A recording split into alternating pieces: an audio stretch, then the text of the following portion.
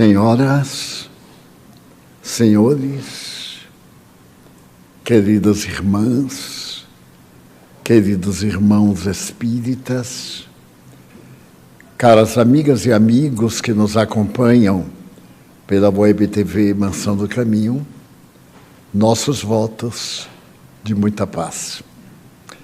Na quarta-feira passada, tivemos uma reunião ordinária da nossa diretoria com os sócios efetivos de nossa casa. Essa é uma reunião obrigatória que os médiuns, trabalhadores e sócios efetivos de nossa casa realizamos anualmente por imposição das leis civis do nosso país.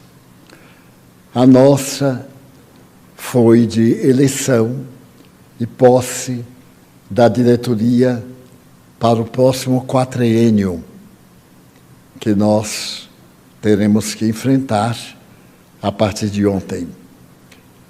Eu desejo informar que os resultados foram auspiciosos. Como das vezes anteriores, a eleição foi muito gentil, sem nenhuma segunda chapa, apenas uma ligeira modificação na secretaria para ampliar as suas atividades com o crescimento natural de nossa casa nos últimos tempos.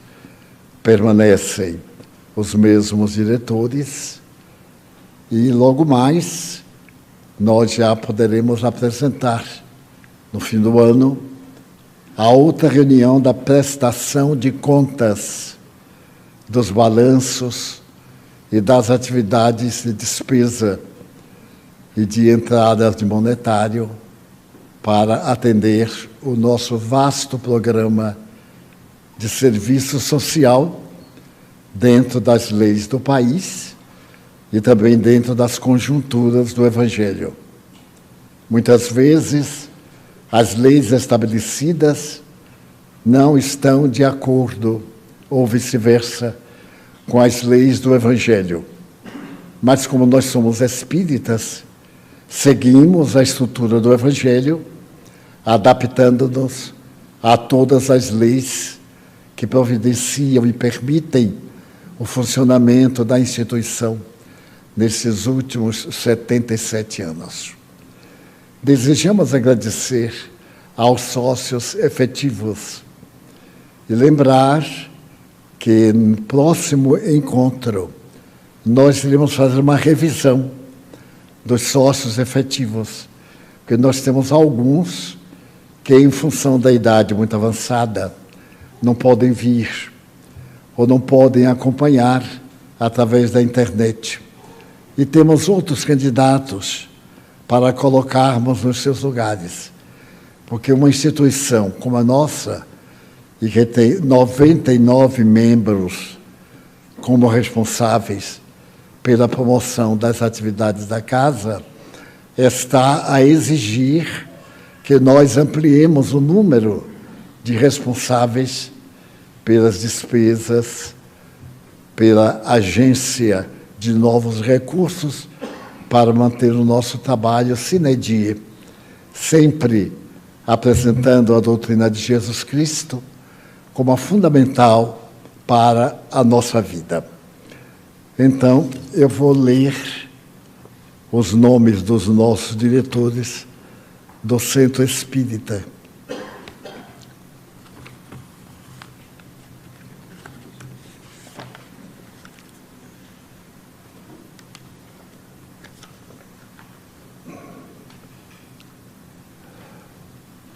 Mário Sérgio Pintos de Almeida, diretor-presidente, tanto do Centro Espírita Caminho da Redenção, como da Mansão do Caminho. Jorge Eduardo Beira, diretor, vice-presidente. Rosimeire Mesquita Musi, diretor-secretário. Tânia Maria de Oliva Menezes, diretor-tesoureiro. Estes são os responsáveis pelo Centro Espírita Caminho da Redenção. No último acerto que fizemos com a entidade responsável em Brasília, a fim de mantermos as nossas responsabilidades, atendendo o que exige não somente o país, mas também aquilo a que nos propomos dentro das nossas atividades. O CAEF é Luziane Bahia, Marcelo Neto e o Valdir Ribeiro. Conselho para Ações Econômicas e Fiscais. Não estão ansiosos, não é? Porque a essa altura, se eu tivesse sozinho, já teria resolvido. Mas com tanta testemunha, é impossível fazer discretamente.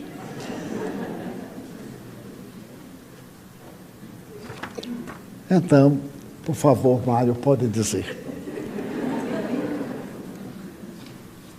O órgão máximo de toda instituição filantrópica é a Assembleia Geral, né? Então, a Assembleia elege a diretoria executiva, que o Divaldo citou os nomes. Mas essa diretoria executiva ela também responde a um conselho para assuntos econômicos e fiscais. Então, esse conselho é constituído por um diretor-presidente, que se chama Valdir Beira, pela Luziane Bahia, que vocês conhecem daqui, que é advogada, faz parte do conselho. E Marcelo Neto, também é um confrade nosso, que mora em Miami, que é um especialista na parte econômica e financeira. Ele nos dá assistência, embora remotamente, mas o expertise que ele detém é multiútil na nossa condução dos assuntos econômicos e fiscais. Então, funciona assim: Assembleia Geral, Diretoria Executiva e o Conselho para Assuntos Econômicos e Fiscais, que nós chamamos de CAEF.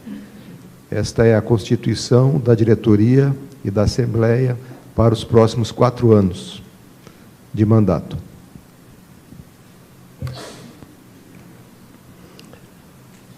Para poder manter a parte invisível, que é a caridade, porém visível, porque temos que fazer as estatísticas e apresentar a documentação para os órgãos federais que fiscalizam todas as instituições do Brasil. E depois de um período de tantos anos, a primeira reunião nós não sabíamos como é que fazíamos, nem tínhamos quem nos orientasse.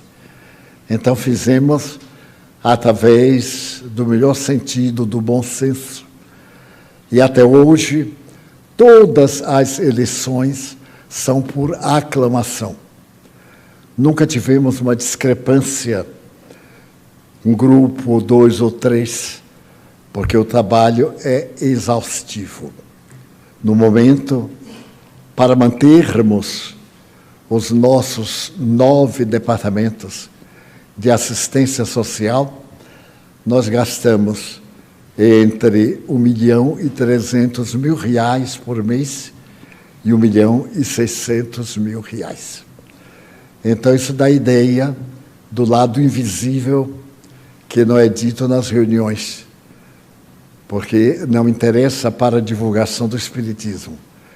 Este é aquele que Allan Kardec estabeleceu, que a maior caridade que se faz à doutrina espírita é divulgá-la em uma mensagem dada pelo Espírito Emmanuel, através de Chico Xavier.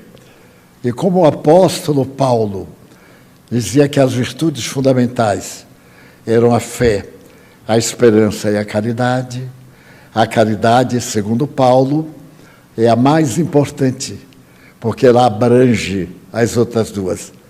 Para fazer a caridade é preciso ter esperança, é necessário ter fé, e é necessário ter um espírito de abnegação, porque são trabalhos discretos durante os dias que fazem com mais de 2.000 crianças em nossas escolas, recebem a alimentação, o café, a merenda, o almoço. As crianças da creche levam para casa um pequeno lanche depois de ter lanchado às 16 horas para sair às 17. Então, nós fornecemos por dia mais de 1.500 alimentos diariamente. Fora o atendimento aos idosos, aos tuberculosos, aos rancenianos, aos aidéticos e a outros com problemas psiquiátricos e obsessivos. E também as atividades de toda parte, porque a caridade não se circunscreve a somente uma forma de executar a fraternidade. O sorriso gentil, a palavra acolhedora, a oportunidade de dignificar a pessoa, são métodos de caridade que parte de cada um de nós em segredo, porque isso faz parte da nossa própria vida. E em 77 anos, nós temos podido levar adiante esse trabalho com infinito espírito de abnegação. É surpreendente que uma instituição possa viver tanto tempo. Eu sou um dos fundadores. Dos fundadores, nós só temos 2. Uma das nossas irmãs, que está muito velhinha, mas é uma garota diante de mim. Ela está com 92 anos. Eu estou com 97. Então, na hora que Deus facilitar, desencarnamos. Mas quem ficar, nós vamos vigiar. Não vai acabar o nosso trabalho, não. Vamos vigiar e vamos pegar um médium para ficar dizendo, olha, cuidado com fulano. Beltrano está muito entusiasmado. Cicrano está divulgando bem a doutrina, mas não está procedendo como corresponde.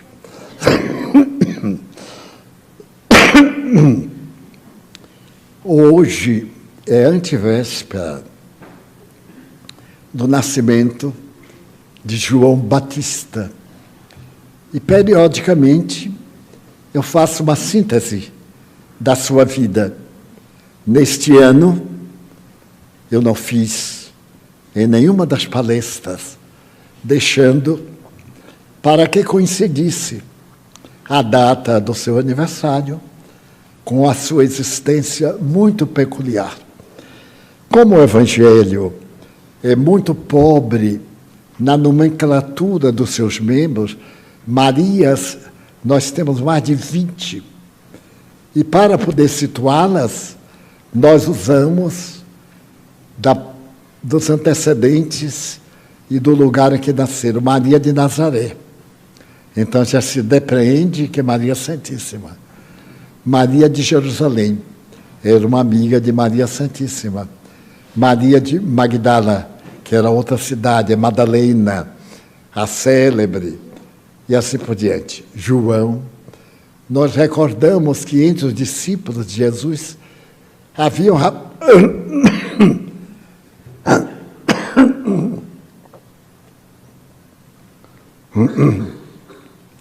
havia um rapazito de 16 anos, chamado também João.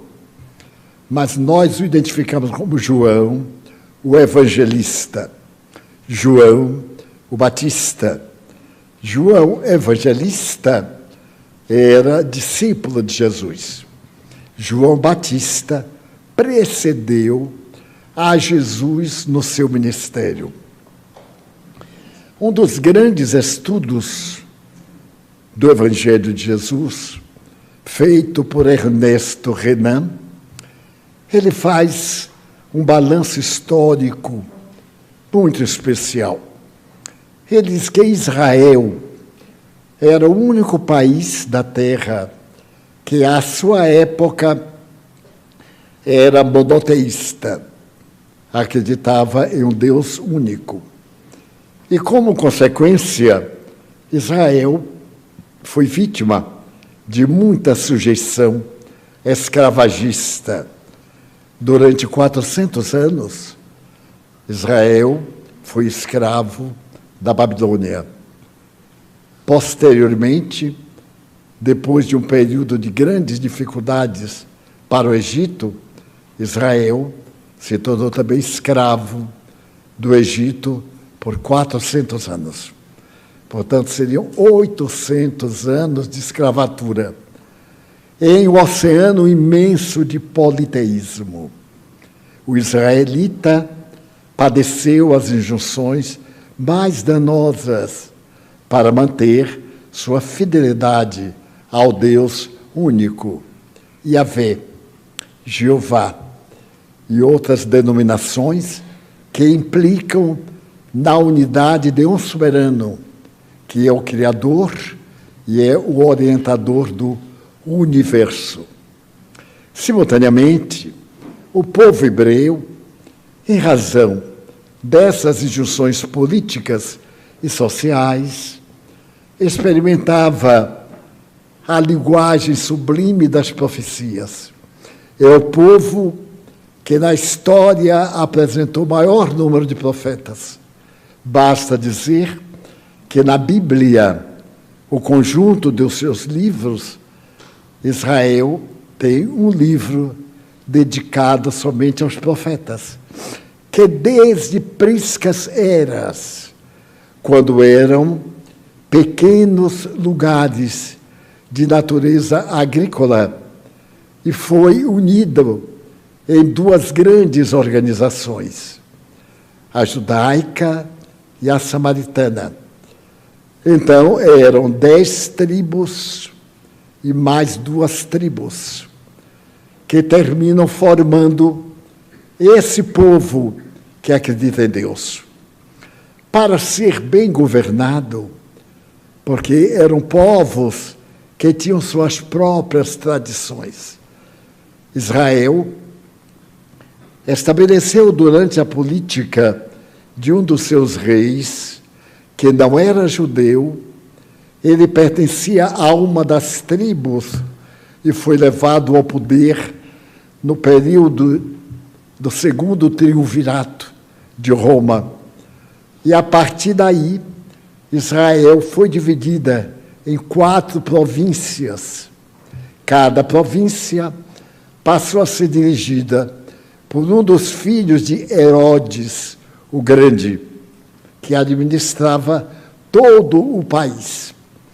Herodes, que foi considerado um dos maiores assassinos da história, sabia que seus filhos eram também indignos e criminosos.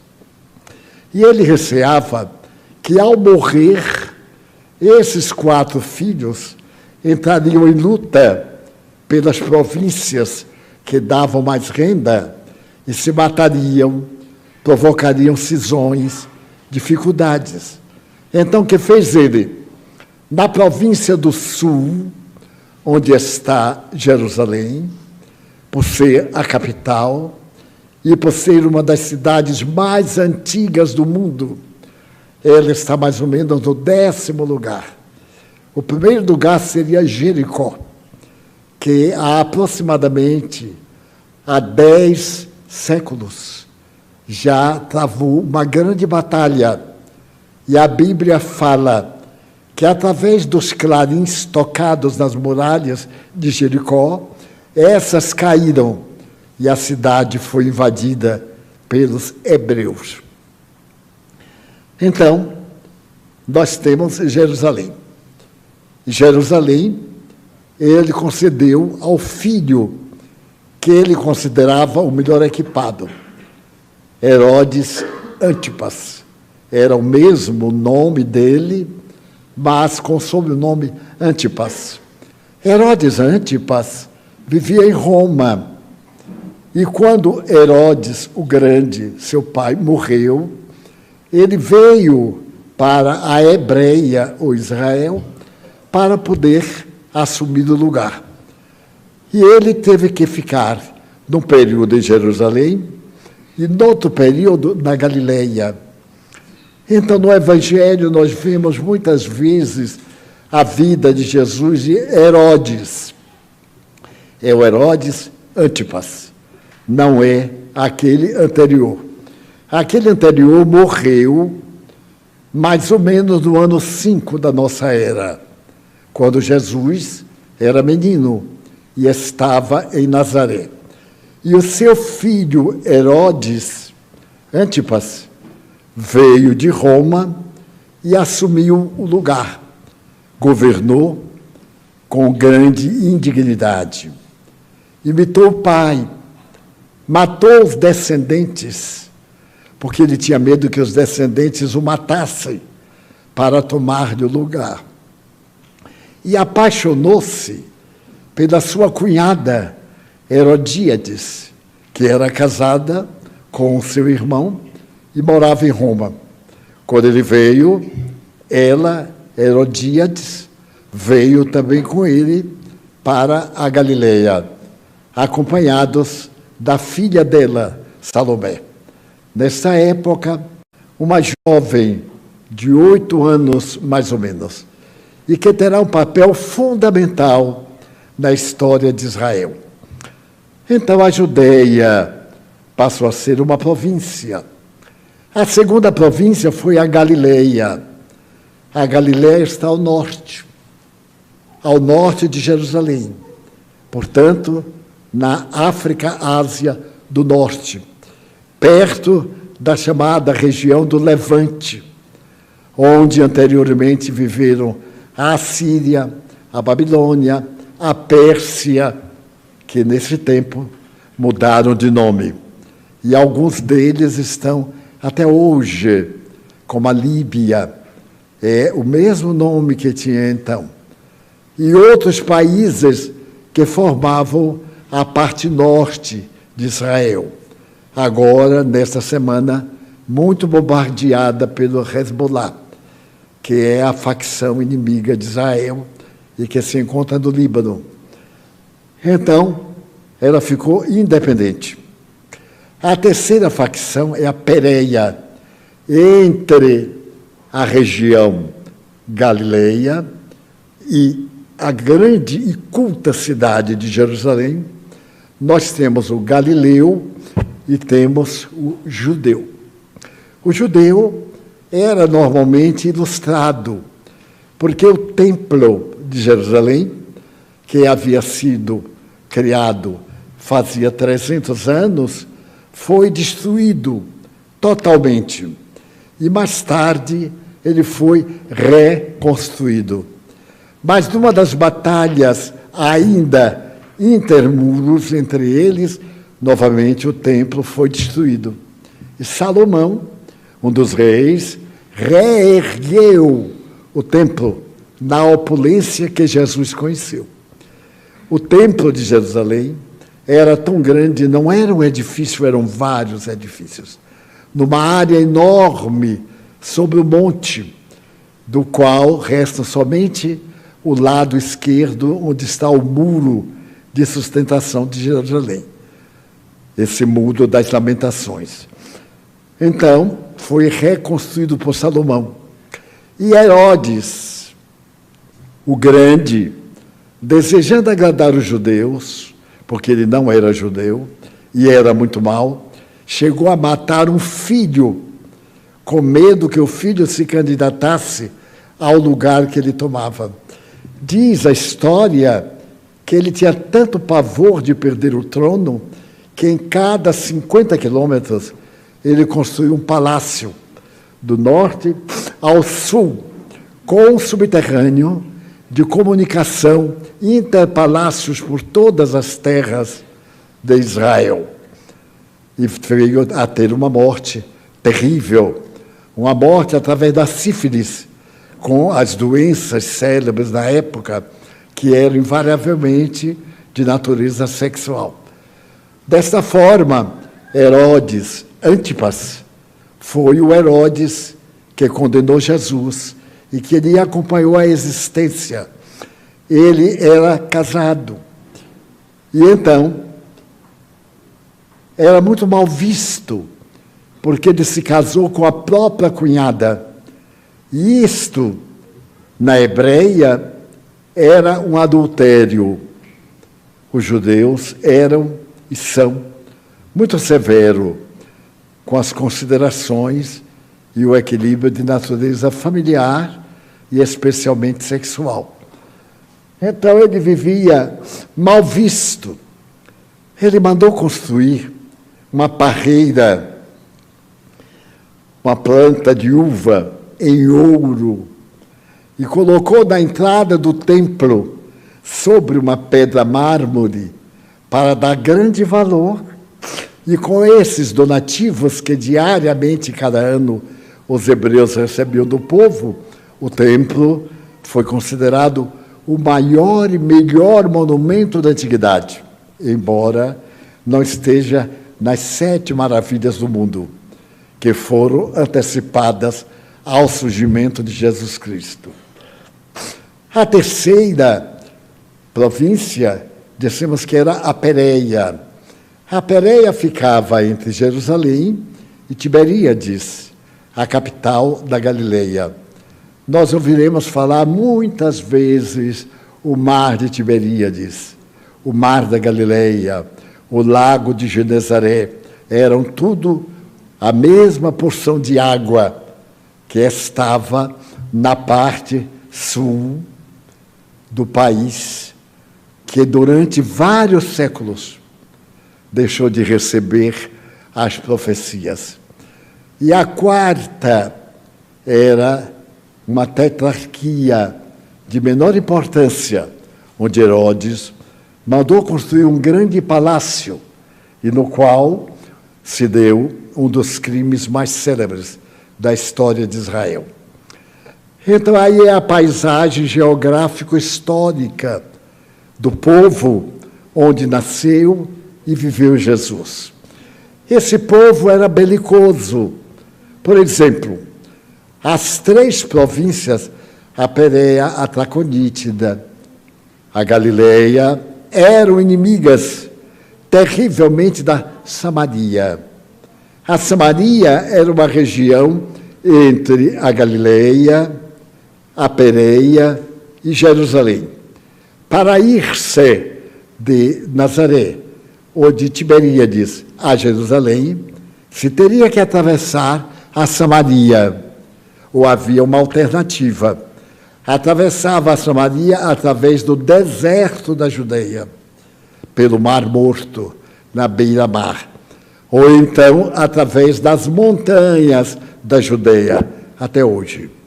A grande estrada que divide Israel dos palestinos é feita nas mesmas bases daquela estrada que tem mais de 5.000 anos. Então, odiavam. Mas por que odiavam? Por uma razão de princípios. Quando estava a Babilônia no auge do esplendor, um outro país também cresceu de uma maneira brutal e submeteu a Babilônia. Eram países pequenos, vamos dizer, um estado da Bahia seria toda Israel. E aí cabia as 4 províncias. O estado da Bahia ainda é maior do que Israel. Então, numa dessas lutas, os descendentes de Nínive, a capital da cidade próxima dos babilônios, tentou invadir Jerusalém. Mas Jerusalém era uma cidade muito bem amuralhada, porque ela fica sobre os montes de Israel. Para poder chegar a Jerusalém, naquele então, era muito difícil, porque havia várias muralhas. E uma daquelas passava pela cidade de Lázaro, Maria e Marta, os 3 irmãos. Então, uma das muralhas passava ali. Quando Jesus vem para a última viagem a Jerusalém, ele repousa na casa de Lázaro, que ficava a 7 quilômetros de Jerusalém. Então, ele sai no domingo pela manhã, muito cedo, com o povo, atravessa a primeira muralha e segue na direção de Jerusalém. E vai chegar lá mais ou menos entre 10 e 11 horas, sol lapino. E o povo de Jerusalém, quando vê aquela massa e ouve falar que o Messias que irá dar a Jerusalém todos os reinos da terra, e o Messias será este grande militar que cavalgará um cavalo branco e dará liberdade de pensamento judeu. Quando Jesus entra com aquela massa, montado, porém, no jumento, Jerusalém o recebe como sendo o Messias, o profeta. E então é o Domingo de Ramos, da tradição da Igreja Católica e da Igreja Protestante. É uma festa incomparável. Mas daí a 4 dias, as intrigas da corte, as intrigas do alto poder temporal, avisaram que Jesus veio assaltar e tomar o poder pela força. E nós temos a tragédia da quinta-feira, quando Judas traz Jesus, e ele vai preso logo ali, entre as velhas árvores, entre as quais ainda existem 5, com mais de 1000 anos, dando testemunho do que se passou no Jardim das Oliveiras. Então é curioso notar que ali se estabelece a grande tragédia que a tradição chama deicídio. Mas nós não consideramos Jesus Deus. Jesus é o Filho de Deus. É o ser mais perfeito que Deus nos ofereceu para servir-nos de modelo e guia. Deus, para nós, é o ser criador. Não é o indivíduo, conforme nós consideramos um ser. São as energias que constituem o universo. As forças geradoras, criadoras, devastadoras.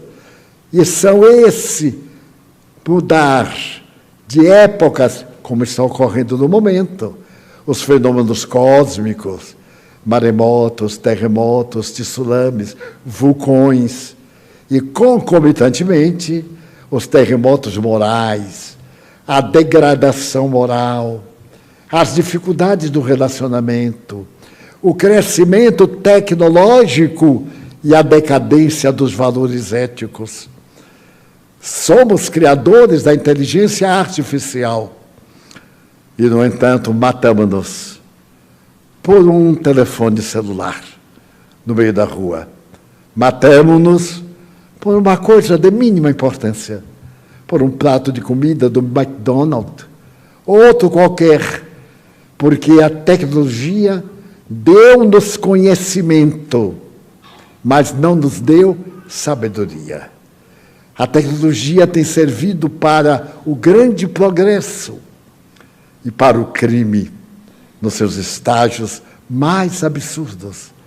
Se nós vermos agora nesta guerra de Gaza, programada pelos palestinos e de Israel, então nós ficaremos surpresos com a desgraça da tecnologia. Os mísseis teleguiados. E a noite passada, diz a imprensa, apresentada pelas redes sociais, que os palestinos lançaram 1.500 foguetes com um acerto absoluto e destruíram as redes metálicas que protegiam o norte de Jerusalém. Portanto, as cidades que estão bem ao norte, a Galileia e outras tantas, como os palestinos tiveram destruído em Gaza por mais de 10.000 mísseis que destruíram completamente a área e está ficando desértica, ou um monte de escombros. Então, o interesse único aí não é moral, é religioso. Porque os judeus, acreditam que no fim do mundo, quando vier o Messias, ele vai arrebanhar para Jerusalém o domínio da terra. Mas, por sua vez, os palestinos dizem que no seu livro sagrado está escrito que, enquanto houver um judeu vivo, nenhum palestino entra no reino dos céus. E por isso tem que destruir, acabar com a Gênese, matar todos os descendentes de Israel, porque eles são homens judeus e mulheres judias. Então, quando nós vemos agora falar que foram assassinadas mais de 15 mil crianças, nós ficamos arrepiados do horror. Porque a criança, para nós, é um ser. Para Israel, é um palestino. Ele vai crescer e vai ser o inimigo da Palestina. Então, mata agora, enquanto ele não tem força. Por sua vez, os palestinos dizem que a criança israelita é um judeu. Tem que matar agora, porque quando ele for adulto, será um grande inimigo. É uma situação, portanto, da qual não há, por enquanto, uma saída. Nesse horror todo que nós estamos vendo, o conhecimento tem sido uma arma de dois gumes. O átomo, que nos foi de tanta validade. A física quântica, que nos traz tantos benefícios. A miniaturização, para sairmos da Terra e chegarmos à Lua, chegarmos a Marte, devemos a essa ciência da nanografia, das coisas mais miúdas. Eu me recordo do primeiro telefone celular. Eu tenho um amigo português, que é um homem muito rico. Eu estava fazendo uma temporada lá em Portugal, e então ele tinha várias caixas, e de repente ele pegou um telefone e ligou. Eu fiquei surpreso, porque o nosso telefone era aquela coisa presa na parede ou ali, e que uma telefonista atendia para ligar para o número que nós queríamos. Ele tirou e falou direto. Eu disse, nossa, o que é isso, Vitor? Ele disse, um telefone. Portugal, eles falam um pouquinho diferente de nós. É um teleguiado, pesava 28 quilos, o telefone celular. Então ninguém podia amarrar na barriga, deixava o celular ali. Foi evoluindo, até um dia que eu estava na Suécia, e um jovem ia me levar a uma cidade para a palestra, e a técnica estava muito avançada. Então, no carro, ele tinha aquela televisãozinha, a gente via o fundo, via tudo que se passava. O carro dizia que no quilômetro tal havia um acidente, que ele então pegasse a via número tal. Eu achei aquilo uma coisa, digo, não é possível. E a cidade que nós íamos era fora da Suécia. E, em determinado momento, a voz de uma jovem diz, estamos saindo das terras abençoadas por Deus e da velha e veneranda capital Estocolmo. Eu digo, estamos saindo de Estocolmo? Estamos. Eu digo, mas como é que ele sabe? Divaldo, isso aqui é um dos melhores, das melhores conquistas do carro. E então, você veja, daqui a pouco ele vai avisar de um problema que tem na ponte. E 30 quilômetros antes, ele vá pela estrada tal, porque a ponte tal está arrebentada. Ele disse, meu Deus, eu estou vendo coisa que os pobrezinhos daqui de Salvador nunca tinham visto. Eu fiquei de boca aberta. Já era meio aberta, aí escancarou. Passou o tempo, e ele foi me contando as conquistas. E disse, as experiências do carro sem chofer. Eu digo, não, sem chofer. Então, através do rádio, vai guiando, não tem problema e tal. Mas essa tecnologia maravilhosa, quantas desgraças tem oferecido, imagine no aborto. O aborto moderno tem técnicas as mais variadas. Por exemplo, se a criança está com 5 meses e a mãe que foi estuprada não quer o filho, esta coisa, como disse uma autoridade, este monstro, eu ouvi a autoridade dizer, e já li uma reação de uma atriz dizendo que o filho dela não é um monstro, é um grande cidadão, porque é pai, é um excelente filho, e não tem nenhuma culpa de ter sido sua mãe estuprada, que aos 15 anos resolveu aceitar o desafio, educá-lo e torná-lo um grande cidadão que, graças a Deus, não voltou na criatura. Eu achei até interessante, né? Porque seria um paradoxo, um monstro voltar noutra pessoa, qualquer coisa. Muito bem. Então, a técnica, por exemplo, no estupro e no aborto, se a criança sair viva, é um problema, porque aí tem que matar. E o homicídio, o infanticídio, é crime. Como é que faz? Mata antes do aborto. Injeta uma substância, mata o feto, que está vivo, e depois faz o aborto.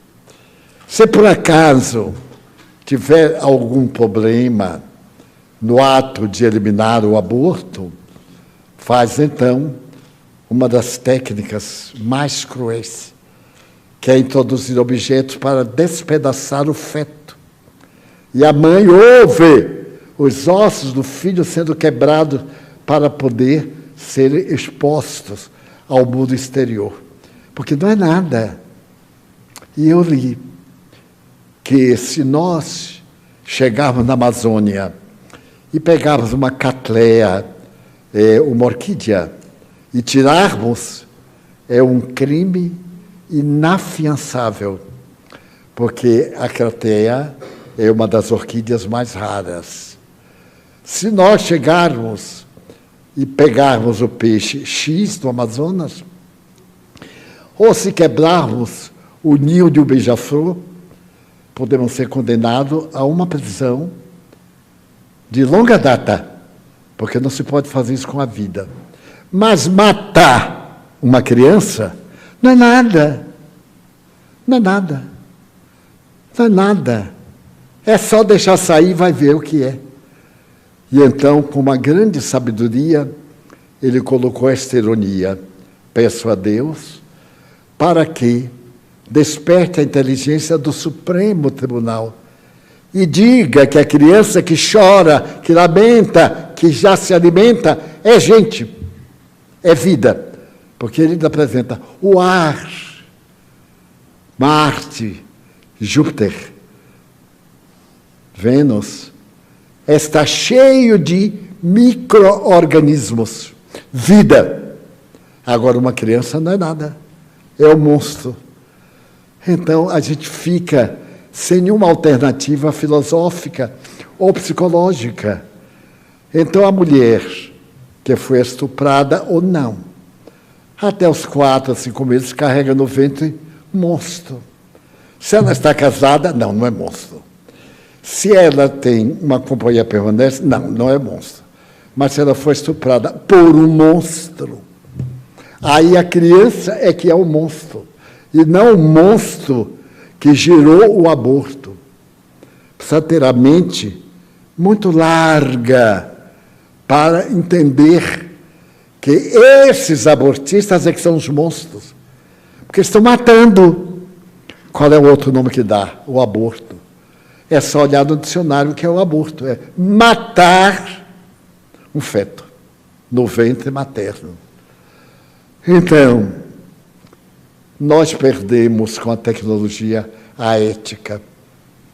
Mas por que Deus deixou que nós perdêssemos a ética? Deixou que a sensação carnal nos levasse à loucura do prazer. Dizia-me uma menina de 15 anos que ela estava com a babá e os pais foram ao teatro. E a babá ficou com ela, era a sua antiga babá. Deu-lhe um chá para ela tomar, que tinha muito gosto da tangerina. Ela tomou e adormeceu. Quando ela acordou, tinha sido violada. E a babá, que lhe vendeu a dignidade a um monstro, não confessou. Mas ela também não sabia. Ela passou a sentir dores na genitália. Depois, mal-estar, vômitos. Foi ao médico, estava grávida. Então, o médico disse: você não é obrigada a deixar esta vida. Nós podemos interromper, está no 2º mês.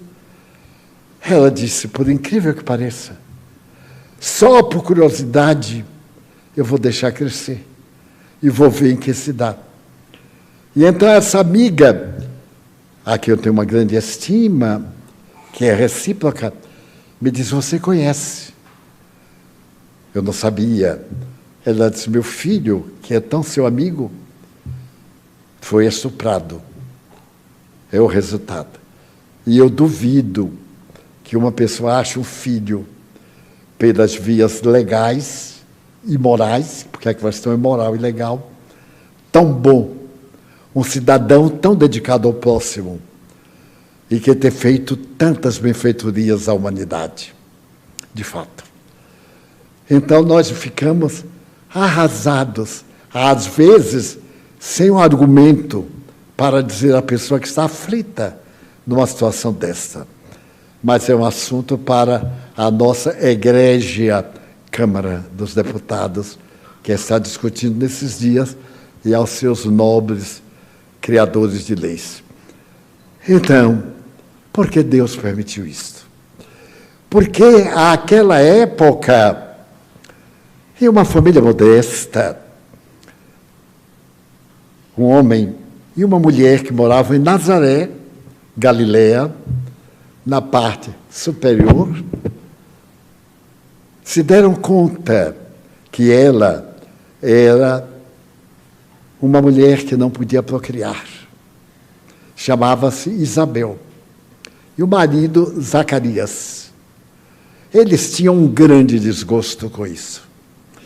Isabel era prima de uma jovem, filha de Ana, que se destacava pela beleza, ali mesmo em Nazaré. E eram primas de 1º grau. E Isabel foi visitar Maria. E quando Isabel se foi, Maria sabia que ela não podia procriar. Apareceu-lhe um espírito, na Bíblia diz um anjo, pouco importa. Apareceu-lhe um ser espiritual e disse que Deus a havia escolhido para ser a mãe daquele que viria dar à humanidade o roteiro da felicidade. E ela, sem entender, contava 15 ou 16 anos, disse que se faça na serva segundo a vontade do Senhor. E apareceu grávida, ela era casada. Seu marido devia estar próximo dos 60 anos. Era um viúvo que tinha outros filhos. A Bíblia não especifica quantos, nem quais os nomes, mas tinha filhos masculinos e femininos. E então, esse José havia sido um profeta que, numa dissidência em Jerusalém, abandonou tudo e foi para a Galileia, onde, ao lado de outros, passou a manter a doutrina do Deus eterno com um grande rigor. Então, no deserto, no auge de uma montanha, eles ergueram uma cultura que recomendava a castidade ou a castidade virtual, ser fiel ao parceiro ao qual estava ligado. Depois de casar ou de unir-se, se separasse, não era permitido. um outro companheiro. Aí já era uma prostituição. E então, lá, nesse local, eles criaram uma doutrina de respeito a Deus, a que deram o nome de essênios. Os essênios eram judeus que abandonaram a tradição e que seguiram uma doutrina mais séria. João, esse filho de Isabel, quando atingiu os 25 anos, saiu, como era natural, em busca de profetas. E ele deu-se conta que o era também. Porque seu pai, Zacarias, cujo nome tem uma significação muito curiosa, havia saído de Jerusalém e tinha vindo para a Galileia por discussão religiosa. Então era um profeta. E ele herdou o dom da profecia. Então ele dizia que Israel seria visitada pelo seu rei. Esse Messias iria dar ao povo a felicidade e a plenitude. E em pleno deserto, alimentando-se de maneira muito escassa, com alguns insetos, algum alimento silvestre e mel, vestido numa túnica que era uma pele de animal, atada à cintura por uma corda. Este homem tinha uma inspiração estranha. Ele falava às criaturas do deserto e aos povoados a respeito de um Deus de amor, que a verdadeira felicidade estava no amor, no respeito aos mais velhos, aos doentes. A Essênia era um povo antigo, antes do israelita, que pregava o Deus único, ao mesmo tempo a pureza de coração. E para ser o essênio, deveria lavar as suas imperfeições e tornar-se um homem novo. No Evangelho, a frase é a seguinte: matar o homem velho e tornar-se um homem novo. Mudar de nome e batizar-se. Chegava ao rio, era banhado, dava-se-lhe novo nome e ele se confessava: fui eu quem o traiu, fui eu quem cometeu tal crime, fui eu, e arrependia-se. Era um homem novo.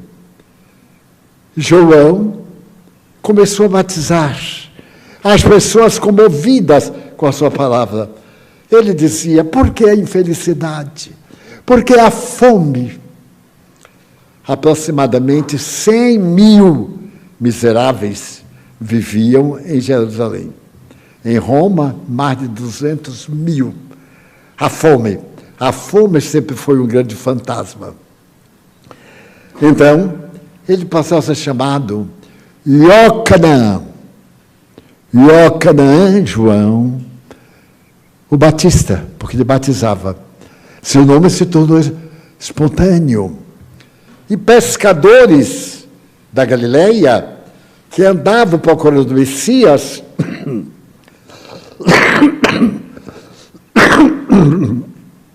foram até a região e ouviram. Pedro ouviu João, antes de conhecer Jesus. Tiago e João, o evangelista, o rapazinho, também ouviram. E certo dia, quando eles estavam na praia de Cafarnaum, a cidade mais importante da Galileia, a Galileia é a região e as cidades estão dentro da Galileia. Então, um homem estranho disse a Pedro: deixa as barcas e vem comigo pescar almas para o reino de Deus. Pedro teve um choque, porque era a mesma linguagem de João. E ele seguiu Jesus. E foi perguntar a João qual era o seu papel nessa história. João disse: ele é tão grande que eu não sou digno de amarrar os cordões dos seus sapatos. Quando ele vier, Eu sou apenas uma voz que clama no deserto e que tenta restaurar o período de felicidade. João já havia encontrado Jesus. Ele estava na Bataneia, uma região cortada pelo rio, quando, de repente, ele olhou para as encostas do córrego e viu um grupo que descia. Era um grupo de pessoas modestas, vestidas à pobreza, e à frente vinha um homem como uma luz. Uma voz, diz a Bíblia, explodiu no espaço, dizendo: este é o Filho bem-amado, sobre quem eu coloco todas as minhas beneficências. Ouviu. Todos ficaram aterrados com essa voz estranha. E então Jesus chegou a João e disse: vim para que me batizes. João reconheceu quem era. Disse: mas como? Eu sou quem te deve batizar. Notem bem o diálogo, eu tenho de memória. Ele disse: não, vamos seguir as Escrituras. E está escrito que o Filho de Deus será batizado nas águas do Jordão, antes de iniciar o seu ministério. Era, portanto, ele sendo batizado por João. João batizava, Jesus nunca batizou. Porque tirar pecado, se tira o pecado não com o batismo, mas com a reparação do mal. Se eu calunio uma pessoa e me arrependo, é muito bonitinho, mas não mudou nada. Eu tenho que me reabilitar diante daquele que foi minha vítima. Se eu assassino alguém, me arrependo, choro, não mudou nada. Eu sou um homicida. Eu terei que me reabilitar pelo sofrimento, porque o sofrimento nós é que geramos. A divindade é uma lei. Enquanto obedecemos, esta lei nos dirige. À medida que erramos, a lei nos pune. Eu tenho a obrigação de me alimentar. Mas se eu exagerar agora na canjica e no licor de ginipapo, eu vou ter uma bruta indigestão. Hoje não, depois de amanhã. Porque amanhã que é o dia. Eu estou até casualmente de xadrez. Eu não sei se foi meu inconsciente dizendo que eu mereço o xadrez. E aí eu vesti o xadrez, que seria o vestuário no Brasil, comemorando São João, mas nos Estados Unidos é o texano. O homem mais feliz do mundo é o texano. Ele tem tudo, tem terras, tem gado, tem petróleo, tem tudo, e tem um sol miserável que acaba com todo mundo. Porque nunca tem tudo 100%, sempre falta um pouquinho. Pois bem, João batiza-o e ele sai a pregar. É Jesus de Nazaré. Então, quando perguntam a João quem era aquele homem, ele disse: eu penso, o cuidado, que é o nosso Messias. E mandou 2 discípulos irem perguntar a Jesus se ele era o Messias. Os discípulos foram. Mas nesse ínterim, João estava preso na Pérea, na prisão e no palácio de Herodes. Porque João era muito atrevido. Ele não temia dizer a verdade. E em Jerusalém, ele ia para o defronte do palácio e chamava o governador de adúltero, por causa da sua vida com a própria cunhada. E dizia que a espada divina ia decepar-lhe a cabeça. Herodíades tinha muito medo dele. E através de sua filha Salomé, no dia do aniversário de Herodes, a mãe pediu-lhe para que dançasse a peça chamada 7 Véus. A mulher ia vestida e ia despindo-se, como se usa hoje nas reuniões particulares dos poderosos da terra. ia despindo-se, peça a peça, até a nudez absoluta. E ela era jovem, 15 anos, muito bela.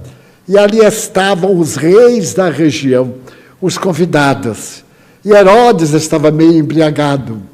Ele tinha uma caída pela garota, a filha da sua mulher. Então, naquele momento em que ela termina o baile, os tambores surdos, as flautas, os flautins, etc., ela cai e ele se levanta ébrio e diz para ela assim: pede o que quiseres. Pede metade do meu reino que eu te dou.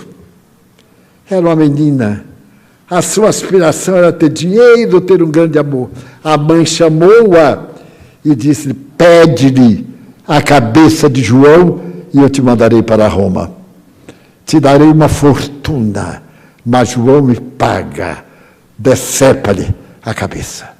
E a menina voltou, seduzida pela mãe, e sem ter ideia, disse diante de todos: eu quero a cabeça de João. Ele teve uma repugnância, é natural. Um dos autores, chamado Scholem Asch, que é judeu, descrevendo esta cena, ele me comoveu, porque é um artista da palavra. Ele escreveu com uma tal palavra que, naquele momento, da fortaleza, que era o palácio, João estava na cela de joelhos, sabia que ia morrer. E os seus discípulos que foram perguntar a Jesus se ele era o Messias, haviam voltado, mas quando chegaram, ele já estava preso. Então os discípulos foram para a muralha e começaram a gritar: Iocanã, ele pediu-nos para que te dissesse: não falem palavras, mas contem o que viram. Os cegos veem, os aleijados andam, os leprosos saram, os endemoniados curam. Senhor! E a voz batia nas amoradas e o vento levava. João está orando. É uma noite tênue de luar. O selvagem, cumpridor da ordem, chega com alfange. João ajoelha, ele dá-lhe um golpe, pega a cabeça pelos cabelos, coloca numa bandeja de prata e dá à menina para que ela baile nua com a cabeça de João Batista. Então ela vem ao público, Herodes tem um mal-estar, vomita e sai da sala. E João morre por ter se metido na vida alheia. A doutrina do Cristo, de João dos Essênios, é tão notável que ela não nos pede para fiscalizar a vida dos outros. Se o indivíduo é prostituto, o problema é dele. Se o indivíduo nos traiu, ele é o traidor. Se alguém fala de mim, é porque tem uma inveja danada de mim. Gostaria de estar no meu lugar e não está, então fala mal. Quem não pode alcançar, joga lama. Daí o amor é o refrigério.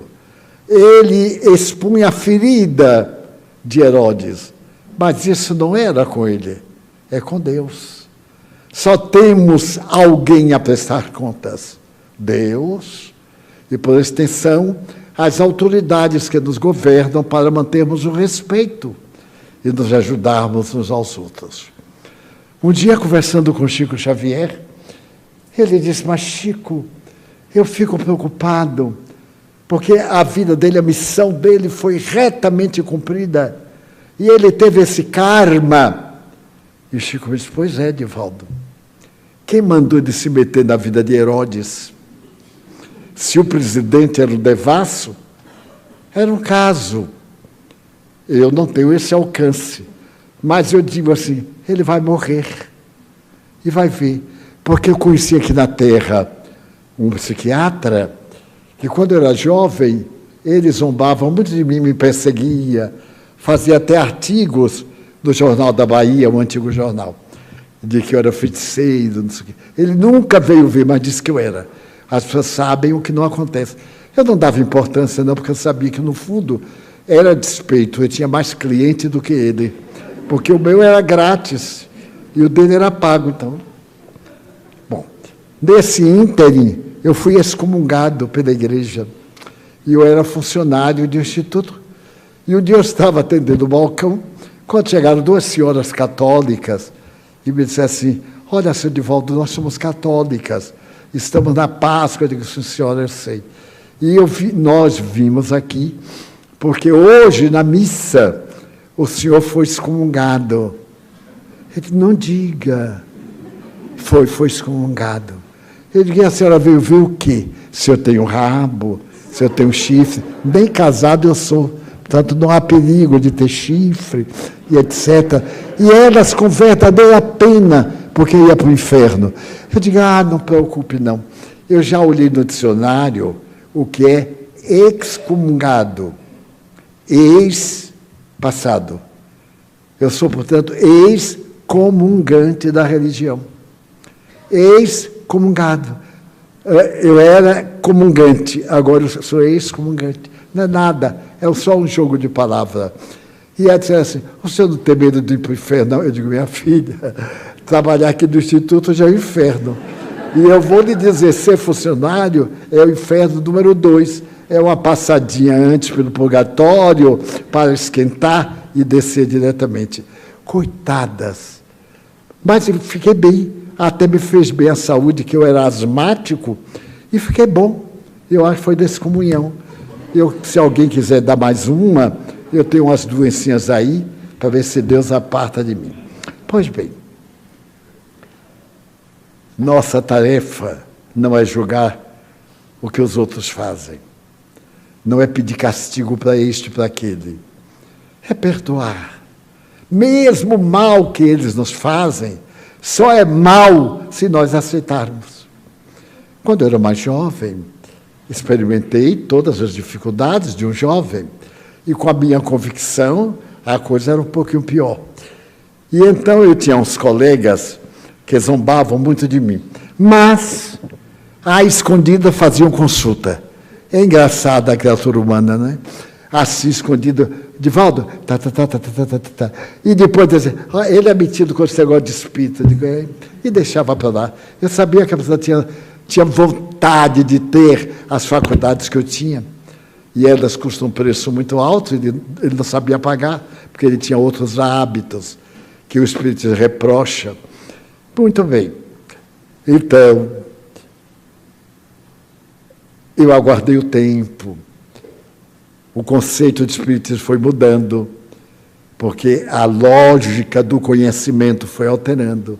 Embora quem tenha conhecimento não seja obrigatoriamente sábio, e quem é sábio não é obrigatoriamente conhecedor, porque sabedoria é experiência de vida, experiência de amor. Os assassinos nazistas tinham muito conhecimento. Todos tinham nível universitário. Era a mais bela flor da sociedade nazista. E, no entanto, foram os piores criminosos da história da humanidade. Daí, o que a religião nos manda ser sábios. Fulano foi mal comigo, mas será que ele me conhece? Eu vejo pessoas, eu tenho uma amiga que diz assim: eu sei tudo o que lhe acontece. Que engraçado é que ela não dorme comigo e sabe. É curioso. Ela quer mostrar que é tão minha amiga que ela sabe de tudo. Primeiro, ela não sabe o que eu sou, porque eu nunca contei a ela. Como eu sou, eu acho que nem Deus sabe. Porque eu sou tão atrapalhado, coitadinho, que Deus deixa para lá. Mas é o hábito de querer conhecer os outros, porque ela não se conhece. Ela teve um derrame cerebral e bateu o telefone. E Divaldo, pelo amor de Deus, me cura. Eu digo: minha filha, eu não sou nenhum curandeiro. Eu sou espírita. O espírita cura as dores da alma, as feridas do inconsciente, os dramas da consciência. E deplora os erros, aconselhando a pessoa a ser melhor. Deve ter um motivo para você ter perdido a visão. Mas vá fazer os estudos que a ciência hoje faz conosco e logo verá que houve um derrame cerebral que afetou o nervo óptico do lado oposto ao da cegueira, porque nossos nervos são desencontrados, são ao contrário. Isso eu posso lhe explicar, porque eu sei um pouco. Eu estudei um pouco o cérebro para poder me entender. Então, ela foi fazer os exames, está indo bem, graças a Deus, vai operar para tirar o tumor, o derrame, que não é fatal, é, portanto, uma coisa de controle relativamente fácil. E nunca mais ela vai dizer que me conhece, porque ela não conhecia ela mesma. O organismo estava decaindo. As artérias estavam com o colesterol muito alto e ela não se deu conta, então não se conhecia. Daí nosso dever é amar. Para concluir, a nossa homenagem a João Batista, a esse João dócil como o mel, sazonado como as frutas do deserto, faz-me lembrar que um dia, em Harvard, Einstein foi dar uma aula a um grupo de alunos, um grupo selecionadíssimo. E então todos que participavam daquela honra infinita estavam expectantes. Ele chegou, pegou as provas e deu-as a todos. Cada um responda o que quiser. Chegou ao quadro de giz e botou uma bolinha. Do papel, era uma bolinha negra. E deu. Cada um recebeu aquela folha em branco e a bola negra. Passado o tempo, as provas foram dadas e ele leu. As opiniões eram as mais diferentes, desde queixas afetivas até queixas monetárias. E então, quando terminou tudo, eu disse assim: é uma pena. Ninguém interpretou a folha de papel. Todo mundo interpretou a mancha negra. A resposta era: na folha de papel em branco, o senhor desenhou uma mancha de tinta negra. Porque nós temos a tendência sempre da coisa negativa, mesmo em nós. Por que nos atormentamos? Eu fiz uma coisa errada, não devia ter feito. Ok, mas já fez. Não faz mais nunca. Ninguém se pode jactar de não ter um erro. O erro faz parte da aprendizagem. Da metodologia pedagógica, tudo que nós aprendemos vem de um erro. Quando a gente começou a andar, quantas quedas, quantas posições de 4. Quando começamos a falar, tive muitos filhos, 600 e tantos, e eu tinha um filho que trocava as letras.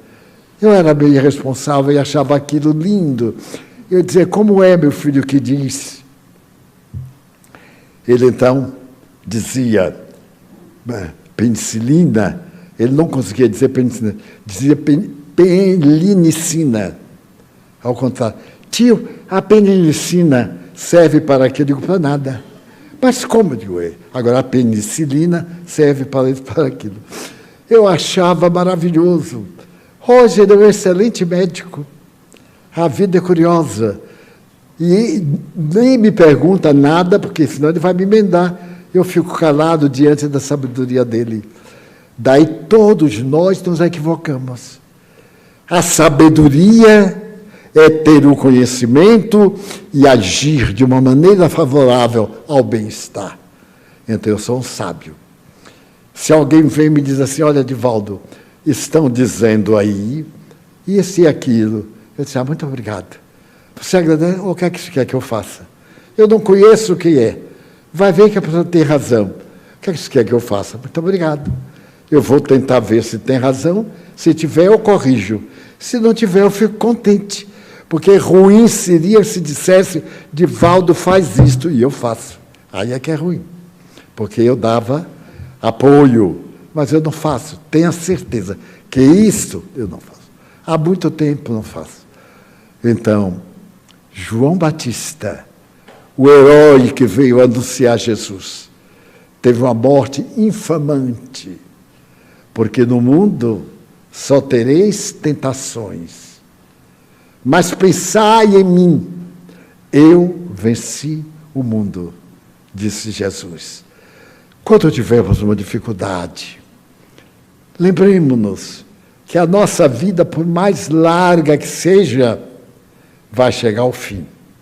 E aquele psiquiatra que me perseguia muito, a quem me referi, um dia lá na instituição que eu trabalhava, ele me criou uma situação embaraçosa e eu tive que falar com ele, como se diz em linguagem popular, falar grosso. Eu levantei e disse assim, o senhor me respeite, porque senão eu lhe mando sair, porque aqui nessa repartição eu sou o chefe e o senhor não é nada. O seu diploma não serviu nem para ele dar educação. Por favor, vai embora. Ele abaixou a cabeça e foi embora. E eu digo, nossa, eu não sabia que eu tinha tanta coragem. Mas não seja coragem ou covardia. Eu sei que eu falei. Bom, ele desencarnou, como é natural, né? Eu era mais moça, agora eu estou velhote. Ele desencarnou e um dia eu estava atendendo um paciente psiquiátrico e dizia, tudo é prova de uma interferência de um sujeito desencarnado, usando a linguagem da psiquiatria. Ele aí me apareceu. Eu tomei até um susto. Eu disse assim, doutor fulano. Ele disse, olha, seu diagnóstico está certo, porque aqui eu já vi, meu filho, que a gente não morre nada. Estou curtindo uma danada dos meus pacientes. E alguns obsessores estão atrás de mim. Você quer ajuda? Eu digo, do senhor não, muito obrigado. Seja muito feliz, me deixe em paz. Eu tenho que me ajude. Então, nesses dias tão tumultuados, pensemos em Jesus. E amanhã, que é o dia do licor de genipapo, meu pai detestava a bebida alcoólica. Mas quando chegava a São João, eu morava no interior, havia pessoas que preparavam o genipapo, o licor disso, daquilo, e então ele comprava uma garrafa de genipapo. Quer dizer, a garrafa tinha um genipapo para 1 litro de cachaça. Era uma dose pequena assim. Ou era um genipapo para 2 litros de cachaça. Mas meu pai era muito sábio. Ele chegava em casa e dizia à minha mãe, Ana, vá pegar o genipapo que nós temos guardado lá. Eram uns 10. Exprimia tudo, botava depois umas 10 garrafas de água e o licor de genipapo virava genipapada. Porque o álcool, com tanta água, com tudo, a gente provava e eu ficava, pai, sente o gosto do genipapo? Mas é só genipapo que a gente sente. Ele dizia assim, e o álcool? Eu disse, será para onde foi? Não tem nada. É assim que eu quero. Se você tiver de beber, beba. 1 para 10. Um copo de cachaça para 10 de água, de vermífugo, qualquer coisa.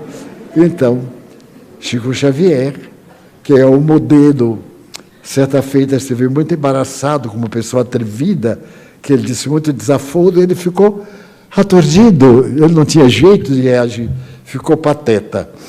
E então Emmanuel apareceu, o guia, e ele disse assim, o que é que eu digo?